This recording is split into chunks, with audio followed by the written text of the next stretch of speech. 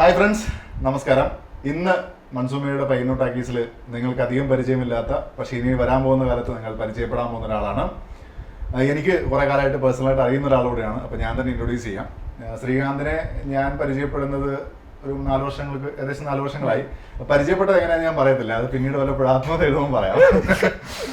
അപ്പോൾ പരിചയപ്പെട്ടപ്പോൾ തൊട്ട് സിനിമയെക്കുറിച്ച് സംസാരിക്കുകയും എവിടെയാണെങ്കിലും ശ്രീകാന്ത് മാത്രമല്ല, ശ്രീകാന്തിൻ്റെ ഫ്രണ്ട് ആദിത്തായാലും ഫാമിലിയിൽ ആരായി കഴിഞ്ഞാലും നമ്മൾ വീണ്ടും കാണുമ്പോൾ സിനിമയെക്കുറിച്ച് സംസാരിക്കുന്നു. എപ്പോഴും നമുക്ക് സിനിമയെക്കുറിച്ച് സംസാരിക്കാനുള്ളത് കൊണ്ട് തന്നെ പുള്ളി നാട്ടിൽ വരുമ്പോൾ നമ്മൾ കണ്ണൂർ വെച്ചോ അല്ലെങ്കിൽ തിരുവനന്തപുരത്ത് വെച്ചോ എവിടെയെങ്കിലും വെച്ച് കാണുന്നു, സംസാരിക്കുന്നതൊക്കെയാണ്. പക്ഷെ ഇപ്പോൾ പയ്യന്നൂർ ടാക്കീസിൽ വരാനുള്ള കാരണം എന്താണെന്ന് വെച്ച് കഴിഞ്ഞാൽ നമ്മുടെ 49ാമത് സംസ്ഥാന അവാർഡ് പ്രഖ്യാപിച്ചു. നിങ്ങൾ അതിൻ്റെ ആ ജൂറിയുടെ ഇതൊക്കെ അറിഞ്ഞുണ്ടാവും. ഏകദേശം 104 സിനിമകളാണ് അവാർഡിന് പരിഗണിക്കാൻ എത്തിയത്. അപ്പോൾ അത് 3 സെക്ഷനായി കണ്ടിട്ട് അതിൽ 20 സിനിമകൾ സെലക്ട് ചെയ്തു. എന്തായാലും 104 20 നല്ല സിനിമകൾ സെലക്ട് ചെയ്ത് ആ 20 നിന്നാണ് ബാക്കി അവാർഡുകളൊക്കെ വന്നത് എന്നാണ് ജൂറിയുടെ സ്റ്റേറ്റ്മെന്റിൽ ഉണ്ടായിരുന്നത്. അപ്പോൾ ആ 20 സിനിമകളിൽ ഒരു കൂട്ടം ചെറുപ്പക്കാർ ആദ്യമായി എടുത്ത, അവർ തന്നെ പ്രൊഡക്ഷനും എല്ലാം അഭിനയം എല്ലാം കൂടെ അവർ തന്നെ ചെയ്ത് വളരെ കുറച്ച് ബഡ്ജറ്റിൽ എടുത്ത ഒരു സിനിമ ആ 20 സിനിമകളുടെ ലിസ്റ്റിൽ വന്നപ്പോൾ ഉണ്ടായ ഒരു സന്തോഷത്തെക്കുറിച്ച് പറയാനാണ്. 24 ഡേയ്സ് എന്ന സിനിമയുടെ സംവിധായകൻ ശ്രീകാന്ത്. ബാക്കി വിശേഷം നമുക്ക് ശ്രീകാന്തിനോട് തന്നെ വയ്ക്കാം. നമസ്കാരം. കണ്ണിന്റെ കെട്ടഴിച്ചാൽ സ്റ്റീഫൻ ആദ്യം കാണേണ്ടത് കോട്ടമലയിലെ സൂര്യോദയമാണ്.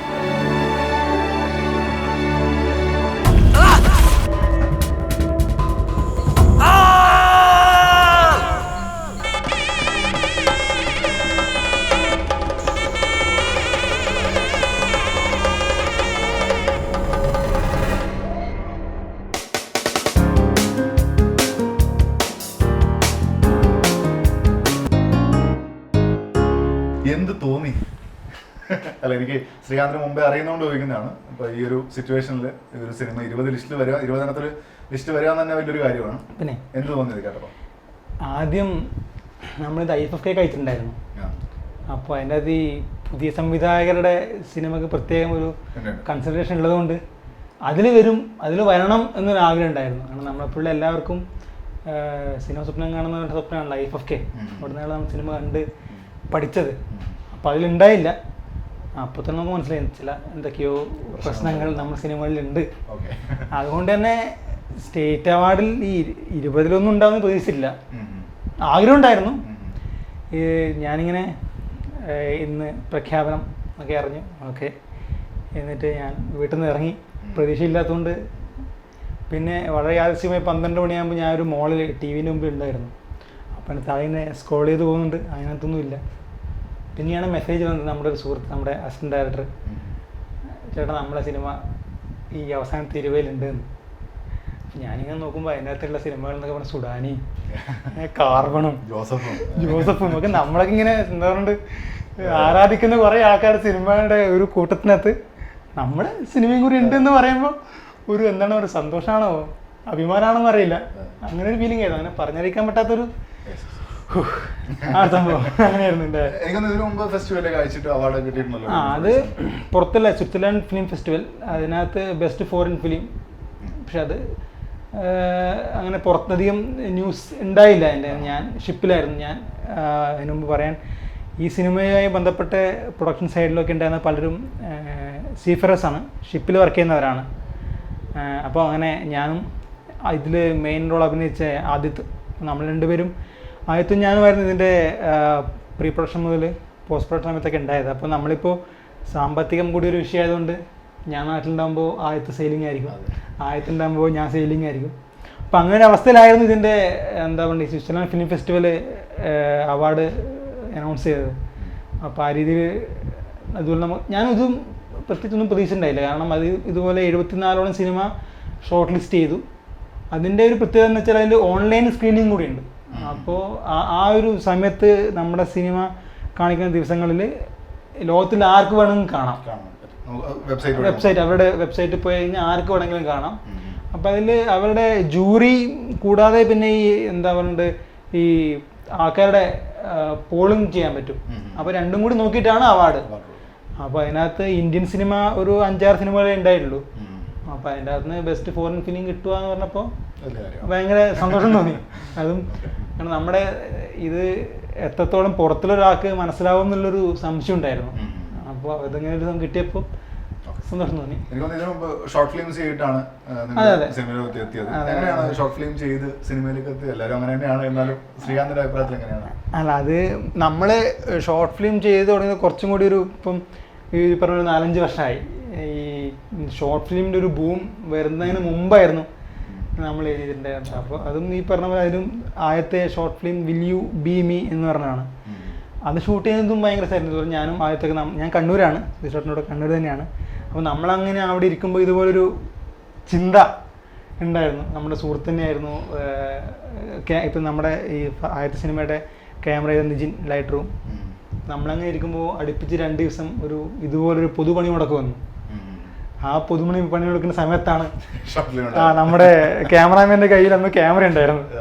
അല്ലെങ്കിൽ ആ സമയത്ത് ക്യാമറ റെന്റിന് എടുക്കുക എന്ന് പറഞ്ഞാൽ ഒരു ദിവസത്തേക്ക് 8,000-10,000 രൂപയോ. നമ്മുടെ കയ്യിൽ ക്യാമറ ഉണ്ട്. അങ്ങനെ ആ 2 ദിവസം കൊണ്ട് ചെയ്ത് തീർത്ത ഫസ്റ്റ് ഷോർട്ട് ഫിലിം ആയിരുന്നു വിൽ യു ബി മീ. അപ്പോൾ വലിയൊരു കാര്യമുണ്ട്. കാരണം സാധാരണ പണിമുടക്കും ഹർത്താലുകളൊക്കെ ജനങ്ങളെ ജീവിതം വഴിപിടിക്കുമ്പോൾ പണിമുടക്ക് കൊണ്ട് സിനിമാക്കാരനായി മാറിയ ആളാണ്. ഓക്കെ, അതിനുശേഷം പിന്നെ ചെയ്തിട്ടുള്ള നേരെ പിന്നെ ഒരു ഐ ആം ഫ്ലൈയിങ് എന്ന് പറഞ്ഞൊരു അത് ഇതുപോലെ ആദ്യത്തെ ഷോർട്ട് ഫിലിം ചെയ്തു.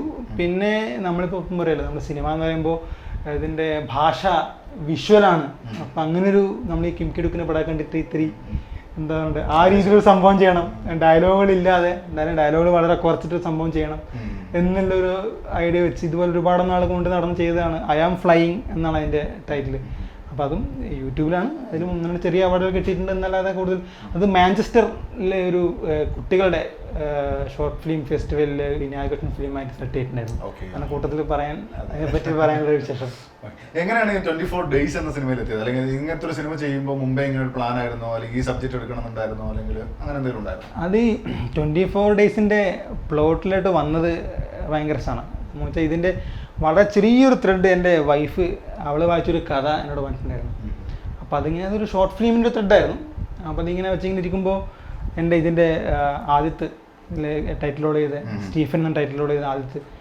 അപ്പോൾ അവനോട് ഇതൊരു സുഹൃത്ത് നല്ല കഥ എന്തെങ്കിലും ഉണ്ടോ എന്ന് വെച്ചപ്പോൾ ഞാൻ ഈ ത്രെഡ് അവനോട് പറഞ്ഞു, എടാ ഇങ്ങനെ ത്രെഡ് ഉണ്ട്, പക്ഷെ അത് സംഭവം ഡെവലപ്പ് ചെയ്താൽ കൊള്ളായിരിക്കും. അപ്പം നമുക്കെന്നെ ഇതേപോലെ അങ്ങനെ ഒരാളും പറയുന്നു അതോ പിന്നെ അങ്ങനെ കൊള്ളാലോ ഈ പരിപാടി. അപ്പം അങ്ങനെ നമ്മളിങ്ങനെ ബഡ്ജറ്റാണ് എപ്പോഴും. അപ്പം ഓക്കെ, ഏറ്റവും കൂടുതൽ ബഡ്ജറ്റ് വരുന്നത് ആർട്ടിസ്റ്റിനാണ്. നമുക്കെല്ലാവരും പൂജകൾ ചെയ്യാം. അവന് ബാക്കിയുള്ളതിൻ്റെ ബാക്കി ഇപ്പം നമ്മുടെ നിജിൻ അവൻ ക്യാമറയില്ലേ ചെയ്യലും. അപ്പം അങ്ങനെയാണ് പിന്നെ നമ്മൾ ഇതിലോട്ട് അങ്ങനെ നമുക്കന്നെ ചെയ്തേക്കാം എന്ന് വിചാരിച്ച് ഇറങ്ങിയത്. ഓക്കെ, ബേസിക്കലി എന്താണ് 24 ഡേയ്സ് എന്ന സിനിമയുടെ ഒരു പ്ലോട്ട് എന്ന് വെച്ചാൽ? സ്പോയിലർ ആയിട്ടല്ല, അല്ലാതെ സ്പോയിലർ. അതിൻ്റെ ഇതൊരു കഥാപരിസരം എന്ന് പറയുന്നത് സ്റ്റീഫൻ എന്നാണ് ടൈറ്റിൽ ക്യാരക്ടറിൻ്റെ പേര്. അപ്പോൾ ഈ സ്റ്റീഫൻ്റെ 24 ദിവസത്തെ യാത്ര ആണ്. 24 ദിവസത്തെ അവൻ്റെ ജീവിതത്തിൽ ചില വഴിത്തിരിവുകൾ ഉണ്ടാക്കുന്ന ഒരു 24 ദിവസത്തെ യാത്ര. അതാണ് ഇതിൻ്റെ ഒരു കഥാപരിസരം എന്ന് പറയുന്നത്. വൈ 24? 25 ആയിക്കോട്ടെ. വൈ 24 എന്ന് പറയുന്നത് 24 എന്ന സംഖ്യക്ക് ചില പ്രത്യേകതകളുണ്ട്. ഇപ്പം ബൈബിളിലായാലും അത് ദൈവത്തിനോടൊത്തൊക്കെ അടുത്ത് നിൽക്കുന്ന സംഖ്യകളിൽ പെടുന്ന സംഖ്യകളാണെന്നൊക്കെയാണ് ബൈബിൾ നമ്മുടെ പുരാണങ്ങളൊക്കെ പറയുന്നത്. അങ്ങനെയൊന്നും അല്ലെങ്കിലും ഇതിൻ്റെ 24 എന്ന് പറയുന്നത് പറയുമ്പോൾ ഈ നമ്മുടെ ഇതൊരു ഈ ഒരു യാത്ര തുടങ്ങുന്നത് ഒരു ഗ്രേറ്റർ ഹിമാലയൻ റാലി എന്ന് പറയുന്നൊരു ബൈക്ക് റാലിയാണ്. കന്യാകുമാരിയിൽ നിന്ന് തുടങ്ങി ഹിമാലയം വരെ പോകുന്ന ഒരു ബൈക്ക് റാലിയിൽ പങ്കെടുക്കണം എന്നുള്ളതായിരുന്നു ഇവൻ്റെ ഒരു ആഗ്രഹം. അങ്ങനെ 24 ദിവസത്തെ ഈ യാത്രയിൽ പങ്കെടുക്കുക എന്നുള്ളതായിരുന്നു അവൻ്റെ ലക്ഷ്യം. അങ്ങനെ എത്തിപ്പെടുന്നതാണ് ഈ 24 ദിവസം. പക്ഷേ ആ യാത്ര കംപ്ലീറ്റ് ആവുന്നത് വേറെ പല രീതിയിലൂടെയാണ്. എനിക്കൊന്ന് സാധാരണ ഷോർട്ട് ഫിലിം ചെയ്ത് കഴിഞ്ഞിട്ട് നമ്മൾ സിനിമയിലേക്ക് വരുമ്പോഴാണ് ഒരു ബിഗ് സ്ക്രീനിലേക്ക് അല്ലേ ഭയങ്കര ഒരു ഷിഫ്റ്റ് ഉണ്ട്. അതിൽ എങ്ങനെ തോന്നി ഒരു സംവിധായകൻ എന്നുള്ളതൊക്കെ ഇതിനെ ട്രീറ്റ് ചെയ്യുമ്പോൾ? ഇതിനെപ്പറ്റി പറയുമ്പോൾ ഇതിന് പുറമെ ഇതിൻ്റെ ഇങ്ങനെ ഒരു ടീം എങ്ങനെ ഉണ്ടായെന്നും കൂടി പറഞ്ഞു വരുന്നതാണ് പെട്ടെന്ന് തോന്നി. കാരണം സുധീഷേട്ടനെ പോലെ ഞാനും കണ്ണൂരാണ്. അപ്പോൾ ഇതിൻ്റെയൊക്കെ എൻ്റെയൊക്കെ ആദ്യം ഞാൻ വിചാരിച്ചത് കണ്ണൂർ എവിടെയെങ്കിലും വെച്ച് ചെയ്യാം, കോസ്റ്റ് എഫക്റ്റീവായി ചെയ്യുമ്പോൾ. പക്ഷേ അത് എങ്ങനെയോ ആദ്യത്തെ തിരുവനന്തപുരത്താണ്. അങ്ങനെ നമ്മൾ തിരുവനന്തപുരത്ത് എത്തിപ്പെടുകയും വളരെ യാദൃശികമായിട്ട് ഇവിടെ ഒരു ടീം ഉണ്ടായി വന്നു. വളരെ ഓർഗാനിക്കായിട്ട് എൻ്റെ അത് കൂടാതെ അവരെല്ലാവരും നമ്മുടെ കൂടെ മുഴുവനായിട്ടും ഇതിൽ പലതും ആർട്ട് ചെയ്ത ജഗത് എന്ന് പറഞ്ഞൊരു അവൻ ഫസ്റ്റ് ടൈം ഇൻഡിപെൻഡൻ്റ് ചെയ്യേണ്ടതാണ് ജഗത്ത്. അപ്പോൾ ആദ്യം ജഗത്തിനെ വളരെ യാദൃശ്ചികമായിട്ട് ചിത്താൻ്റെ സ്റ്റുഡിയോയിൽ നിന്ന് കണ്ടുമുട്ടുന്നു. അവൻ വഴി പിന്നെ ഒരു കിരൺ അസിസ്റ്റൻ്റ് ഡയറക്ടർ വരുന്നു. പിന്നെ നമ്മുടെ ജിതിൻ എന്ന് പറഞ്ഞ അസിസ്റ്റൻ്റ് ഡയറക്ടർ വരുന്നു. പിന്നെ നമ്മുടെ ഇവിടെ തിരുവനന്തപുരത്ത് എല്ലാവർക്കും അറിയാം നിഴലാട്ടം ടീമിൻ്റെ രതീഷ് ചേട്ടൻ വഴിയാണ്. പുള്ളിയുടെ ക്രിയാത്മകമാണ് നമ്മുടെ കാസ്റ്റിംഗ് ഒക്കെ ചെയ്തത്. അപ്പോൾ പുള്ളിയുടെ കെയർ ഓഫിലാണ് അനുജ് രാമേന്ദ്രന തിരുവനന്തപുരങ്ങൾക്ക് എല്ലാവർക്കും അറിയാം. ഒരുപാട് ഷോർട്ട് ഫിലിം കോമ്പറ്റീഷനിലൊക്കെ എപ്പോഴും അവാർഡടിക്കുന്ന പുള്ളിയാണ്. അനുചേട്ടൻ നമ്മളെ കൂടെ വന്നു. അങ്ങനെ വളരെ ഓർഗാനിക്കായിട്ട് ടീം ഉണ്ടാവുകയും ആ ടീം നമ്മുടെ മുഴുവനായിട്ട് നമ്മുടെ കൂടെ, ബാക്കി പൊതുവെ സിനിമക്ക് നിങ്ങൾക്ക് പൈസ കിട്ടും അല്ലെങ്കിൽ ഫെയിം കിട്ടും, ഇതൊന്നും പ്രതീക്ഷിക്കാതെ നമ്മുടെ കൂടെ മുഴുവനായിട്ട് നിൽക്കുകയും ചെയ്തു. അങ്ങനെയാണ് എന്താ പറയണ്ടത് ഈ സിനിമയിലേക്ക് എത്തിയത്. പിന്നെ ഈ ഒരു ഷിഫ്റ്റിൻ്റെ കാര്യം പറയുകയാണെങ്കിൽ സത്യം പറഞ്ഞാൽ അങ്ങനെ ഫീൽ തോന്നിയിട്ടുണ്ടായില്ല. കാരണം നമ്മളിപ്പോൾ ഷോർട്ട് ഫിലിം എടുക്കുകയാണെങ്കിൽ എത്രത്തോളം എഫേർട്ട് എടുക്കുമോ അതേ എഫേർട്ട് തന്നെയാണ് നമ്മൾ ഇതിന് കൊടുത്തത്. പിന്നെ ആകെ ഉണ്ടായത് നമുക്ക് കുറച്ചും കൂടി ഒരു വലിയൊരു പ്രോസസ്സ് ആയതുകൊണ്ട് പ്രൊഡക്ഷൻ്റെ ഒരു ഏരിയയും കൂടി നമുക്ക് തന്നെ നോക്കേണ്ടി വന്നതുകൊണ്ട് ക്രിയേറ്റീവ് സൈഡ് പ്രൊഡക്ഷൻ ഏരിയ കുറച്ചുകൂടി നോക്കാൻ ഒരു ടീം ഉണ്ടായിരുന്നെങ്കിൽ ക്രിയേറ്റീവ് സൈഡിൽ കുറച്ചും കൂടി കോൺസെൻട്രേഷൻ ചെയ്യാമായിരുന്നു എന്ന് തോന്നിയിട്ടുണ്ടായിരുന്നു. എങ്ങനെയുണ്ട് അതിന്റെ പ്രൊഡക്ഷൻ കാര്യങ്ങളൊക്കെ എങ്ങനെയാണ്? നിങ്ങൾ വിചാരിച്ച രീതിയിൽ നിർത്താൻ വേണ്ടി പറ്റിയിട്ടുണ്ടോ?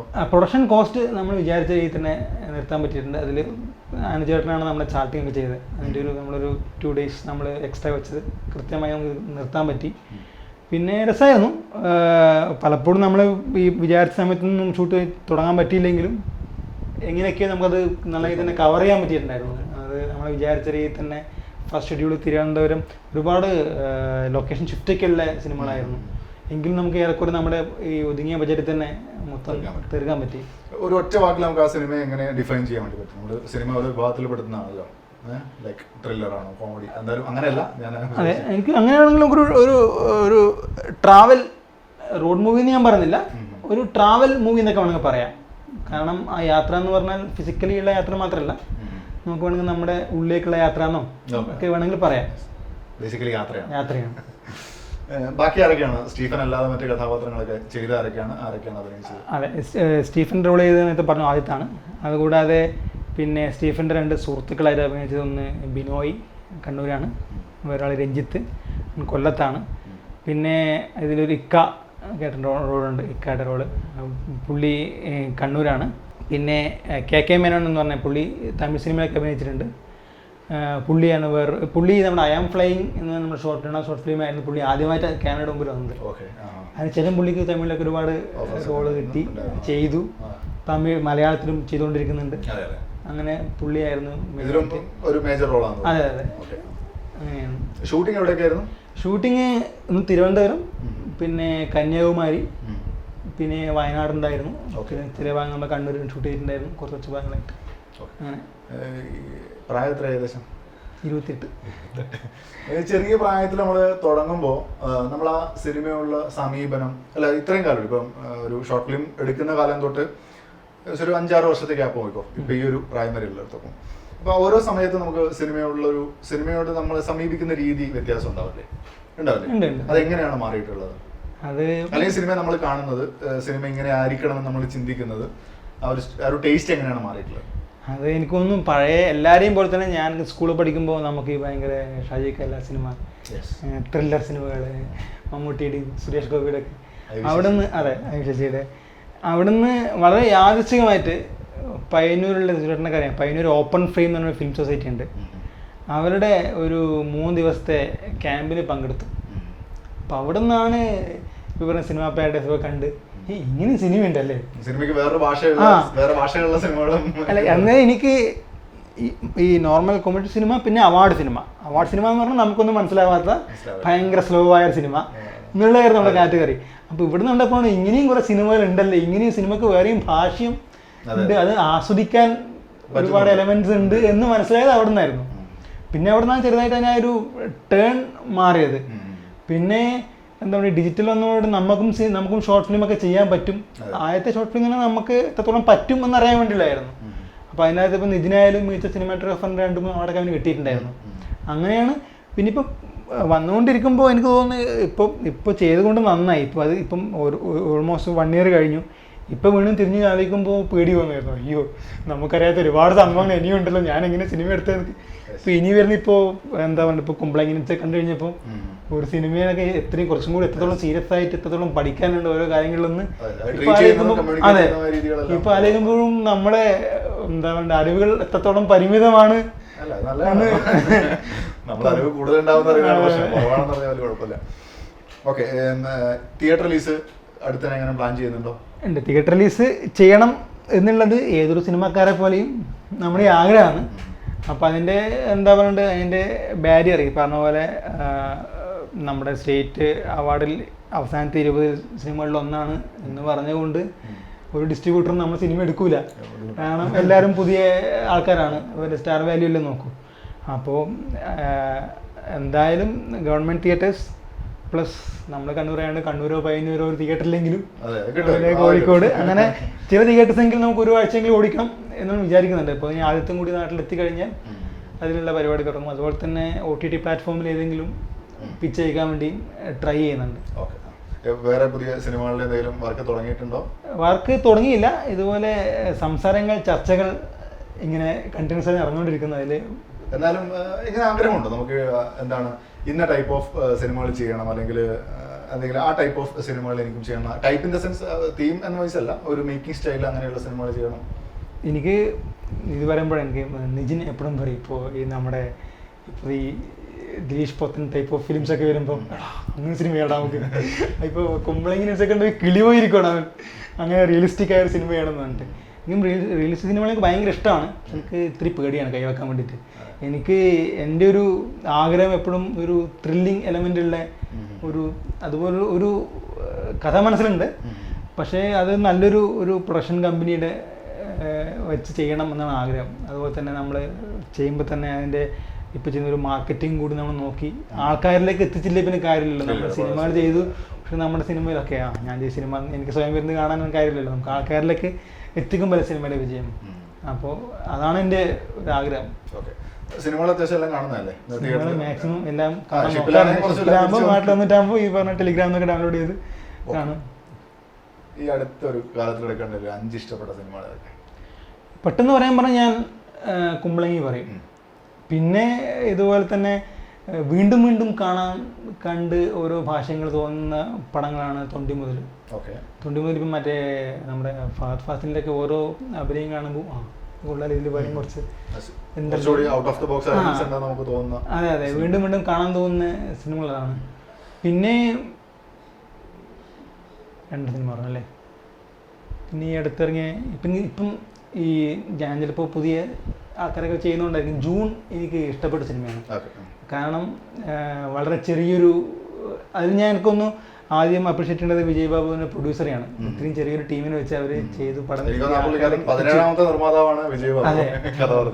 അങ്ങനെ അതുപോലെ 3 ആയിരം അല്ലേ? ഏത് ഭാഷയാവാം, ഭാഷ ഒരു വിഷയമല്ല. ഇപ്പം എനിക്ക് എൻ്റെ എന്താ പറയുക ഗല്ലി ബോയ് ഇഷ്ടപ്പെട്ടു. പിന്നെ ഞാൻ അതിപ്പോൾ പുതിയ സിനിമ ആണെന്നില്ലല്ലോ. പിന്നെ ഞാനിപ്പോൾ ഞാൻ വളരെ വൈകിട്ട് എൻ്റെ വെബ് സീരീസ് ഞാൻ വളരെ വൈകിട്ട് കണ്ടു. ഷെർലോക്ക് വളരെ വൈകിട്ടാണ് കണ്ടു തുടങ്ങിയത്. ഒരുപാട് പേര് പറഞ്ഞെങ്കിലും അതെനിക്ക് ഞാൻ വേറൊരു ആവശ്യമായിട്ട് കണ്ടു തുടങ്ങിയതാണ്. എനിക്ക് ഒരുപാട് തന്നെ അതിൻ്റെ ഒരു ട്രീറ്റിംഗ് സ്റ്റൈൽ സിനിമകളെ പോലെ തന്നെ വെബ് സീരീസും വളരെ ജനപ്രീതി ആർജിച്ചുകൊണ്ടിരിക്കുകയാണ്. ഒരു കാലത്ത് സിനിമകൾ പോയേക്കാം, വെബ് സീരീസ് മാത്രമായേക്കാം. സാധ്യതയുണ്ട്, കാരണം സാധ്യതയുണ്ട്. അത്രയും ആൾക്കാരിലേക്ക് അടുത്ത് നിൽക്കുന്നത് വെബ് സീരീസ് ആയതുകൊണ്ട്. എന്തായാലും വൈകാതെ തന്നെ 24 ഡേയ്സിന്റെ തിയേറ്റർ റിലീസ് ഉണ്ടാവട്ടെ. സോ ഇത് കാണുന്ന പ്രേക്ഷകർക്കും 24 ഡേയ്സ് തിയേറ്ററിൽ കാണാനുള്ള അവസരം ഉണ്ടാവട്ടെ. ബാക്കി സിനിമകളുടെ പ്രവർത്തനങ്ങളും സുഗമമായിട്ട് മുന്നോട്ട് പോട്ടെ. എനിക്കൊന്നും സിനിമ റിലീസ് ചെയ്യുമ്പോൾ നമുക്ക് വീണ്ടും കാണാൻ തോന്നും. എപ്പോഴും വിജയിച്ച സിനിമകളാണ് എപ്പോഴും എന്താ പറയുക ആൾക്കാരിലേക്ക് എത്താറ്. നമ്മൾ ഈ 20 ഫൈനൽ ലിസ്റ്റിൽ 20 എത്തിയിട്ടേ ഉള്ളൂ.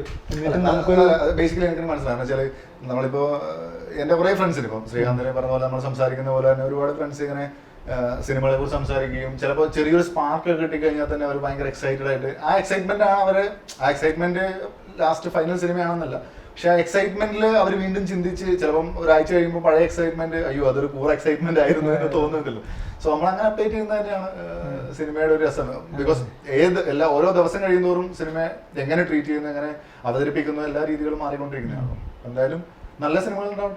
അതെ അതെ നല്ല സിനിമകളെ കുറിച്ച് ആൾക്കാരെന്നും സംസാരിക്കട്ടെ. അതെ അതെ. അപ്പൊ നമ്മൾ ഇത്ര നേരം ശ്രീകാന്തിന്റെ കൂടെയുള്ള 24 Days എന്ന സിനിമയെ കുറിച്ചുള്ള വിശേഷങ്ങളാണ് കേട്ടത്. അപ്പം നിങ്ങൾക്ക് ചിലപ്പോൾ തോന്നുന്നുണ്ടാവും ഈ എന്താണ് 20 സിനിമകളുടെ ഒരു ലിസ്റ്റിൽ വന്നു കഴിഞ്ഞാൽ എന്താണ് ഇത്ര പ്രത്യേകത എന്ന് ചോദിച്ചു കഴിഞ്ഞാൽ, സിനിമ നിങ്ങൾ നോക്കിക്കഴിഞ്ഞാൽ ഒരു വർഷം ഒരു 160-170 സിനിമകൾ ഇറങ്ങുന്നതിൽ എനിക്ക് തോന്നുന്നു വളരെ കൊമേഴ്സ്യലൈസ്ഡ് ചെയ്തിട്ടുള്ള അല്ലെങ്കിൽ കൊമേഴ്സ്യൽ എലമെന്റ്സ് ചേർത്തുള്ള സിനിമകൾ വ്യാപകമായിട്ട് തിയേറ്റർ റിലീസ് ചെയ്യും. അറ്റ്ലീസ്റ്റ് ഒരാഴ്ച തന്നെ അവർക്കൊരു എത്ര ഒരു 100-200 തിയേറ്ററുകളൊക്കെ റിലീസ് കിട്ടുന്ന സമയത്ത് വളരെ സമാന്തരമായിട്ട് ഇപ്പൊ നമുക്ക് എനിക്ക് തോന്നുന്നു കഴിഞ്ഞ ഈ വർഷത്തെ സംസ്ഥാന അവാർഡ് കിട്ടിയ 2 സിനിമകൾ, ഫസ്റ്റ് സിനിമയും സെക്കൻഡ് സിനിമയും നമ്മൾ ഇതിനു മുമ്പ് കേട്ടിട്ട് പോലുമില്ല. ഇപ്പം ശ്യാമപ്രസാദിന്റെ ഒരു ഞായറാഴ്ചയാണെങ്കിലും കാന്തൻ എന്ന ഇത്രയായാലും അതും കണ്ണൂക്കാരൻ തന്നെയാണ്. ഈ 2 സിനിമകളെ കുറിച്ച് കേട്ടില്ല. ഇനി ഇത് എപ്പോഴാണ് തിയേറ്ററിൽ വരിക എന്നുള്ളത് നമുക്കറിയില്ല. കാരണം നല്ല സിനിമകൾ എന്ന് പറയുന്ന അല്ലെങ്കിൽ അത് എങ്ങനെയാണ് ആ ഒരു പ്രമേയത്തെ നല്ല രീതിയിൽ ട്രീറ്റ് ചെയ്യുന്നുള്ള സിനിമകൾ പലപ്പോഴും നമ്മൾ അറിയുന്നില്ല. അപ്പൊ അങ്ങനെയുള്ള ആൾക്കാർ വരുമ്പോൾ തീർച്ചയായും മൺസൂമയുടെ ഉത്തരവാദിത്തമാണ് അവരെ നിങ്ങൾക്ക് മുന്നിൽ പരിചയപ്പെടുത്തുക എന്നുള്ളത്. അപ്പോൾ ശ്രീകാന്ത് എന്തെങ്കിലും പറയാനുണ്ടോ? ഇല്ലെങ്കിൽ ഞാൻ കൺക്ലൂഡ് ചെയ്യാം. എനിക്ക് പറയാനുള്ളത് ഇതിൻ്റെ ഞാൻ പറഞ്ഞു ഇത് ലെറ്റ് ഗോ പ്രൊഡക്ഷൻസ് എന്ന് പറഞ്ഞൊരു പ്രൊഡക്ഷൻ കമ്പനി നമ്മൾ ക്രിയേറ്റ് ചെയ്ത് അപ്പോൾ അതിന് നമ്മുടെ ചില സാമ്പത്തികമായിട്ടും അല്ലെങ്കിൽ അവരുടെ പെടുന്ന രീതിയിലൊക്കെ സഹായിച്ചിട്ടുണ്ട്. അപ്പോൾ അതിൽ പലരും പ്രൊഡക്ഷൻ ടീമിലുണ്ടായ പലരും മലയാളികൾ പോലുമല്ല. അപ്പോൾ അവർക്ക് നമ്മുടെ സ്വപ്നങ്ങളെ സപ്പോർട്ട് ചെയ്തവരാണ്. പലർക്കും ഇപ്പം ഞാൻ കണ്ട ഷോർട്ട് ഫിലിമെ കണ്ടവരുണ്ട്, കാണാത്തവരുണ്ട്. എന്നാലും ഒക്കെ ഇവൻ്റെ ഐഡിയ കൊള്ളാം, ഇവൻ്റെ സ്വപ്നം മുമ്പോട്ട് പോകാൻ വേണ്ടി പോകട്ടെ എന്ന് വിചാരിച്ച് പൈസ തിരിച്ചു കിട്ടുമോയെന്ന് പോലും അറിയാതെ ചെറുതായാലും വലുതായാലും ഇൻവെസ്റ്റ് ചെയ്ത് ഒരുപാട് പേരുണ്ട്. അപ്പോൾ ഈ സമയത്ത് ഞാൻ അവരോട് എൻ്റെ താങ്ക്സ് പറയാണ്. അതുപോലെ തന്നെ എന്താ പറയണ്ടത്, ഇങ്ങനൊരു അവസരം തന്നതിൽ മൺസൂൺ മീഡിയക്കും എൻ്റെ ഉത്തരവാദിത്തമാണ്. താങ്ക്സ്. സുധീഷ് ചേട്ടന് നന്ദിയില്ല, ഒരുപാട് സ്നേഹം മാത്രം. അപ്പം വേറൊരാളുമായിട്ട് വേറൊരു ആളുടെ വിശേഷങ്ങളും സിനിമാ വിശേഷങ്ങളുമായിട്ട് നമുക്ക് വീണ്ടും കാണാൻ വരെ ബൈ ബൈ.